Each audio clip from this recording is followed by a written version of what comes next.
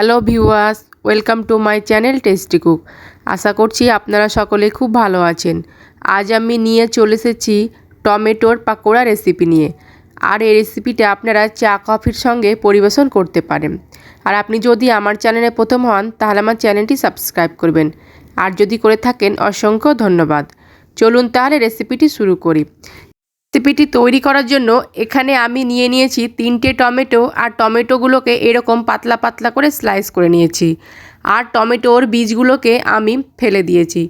তো টমেটো পাকোড়া তৈরি করার সময় টমেটো বীজটা বাদ দিয়ে দেবেন।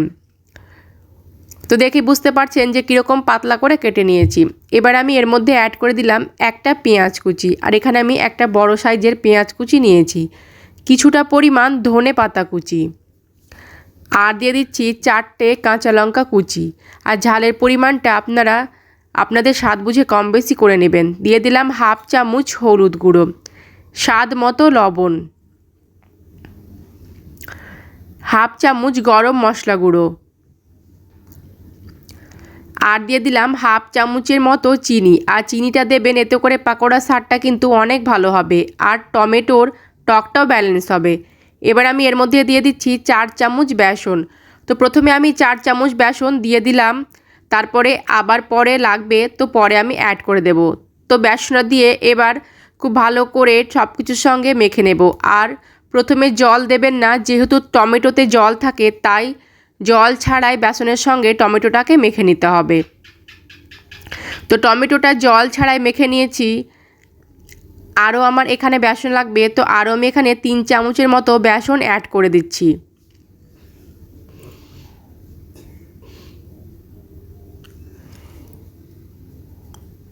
এবার আমার এই মিশ্রণটাতে সামান্য একটু পরিমাণ জল লাগবে, তাই আমি খুবই সামান্য পরিমাণ জল দিয়ে দিচ্ছি।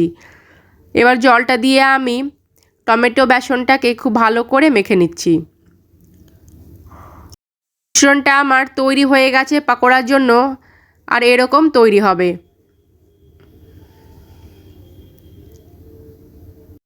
এদিকে আমি গ্যাসে কড়াইয়ে তেল গরম করতে বসিয়ে দিলাম পাকোড়া ভাজার জন্য। আর যে মিশ্রণটা তৈরি করে রেখেছিলাম তার মধ্যে আমি 1 চিমটি পরিমাণ দিয়ে দিলাম খাবার সোডা। আর পাকোড়াটা ভাজার এই মিশ্রণটাতে খাবার সোডাটা দেবেন, আগে থেকে খাবার সোডা দিয়ে মেখে রাখবেন না। তো তেলটাও গরম হয়ে গেছে, এবার আমি পাকোড়াগুলোকে তেলের মধ্যে ছেড়ে দিচ্ছি এরকম ছোট ছোট শেপ দিয়ে। আর রেসিপিটা তৈরি করে দেখবেন, সকলে কিন্তু খুব পছন্দ করবে। আর খুবই কম উপকরণ দিয়েই টমেটো পাকোড়াটা তৈরি হয়ে যাবে।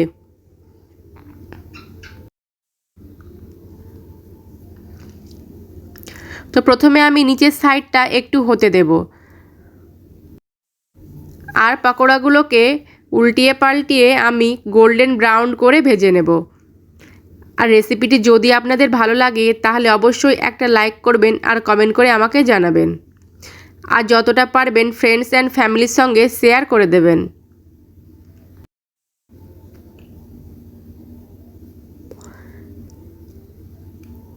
আর গ্যাসের ফ্লেমটা মিডিয়াম টু হাই করে পাকোড়াগুলোকে ভেজে নেব।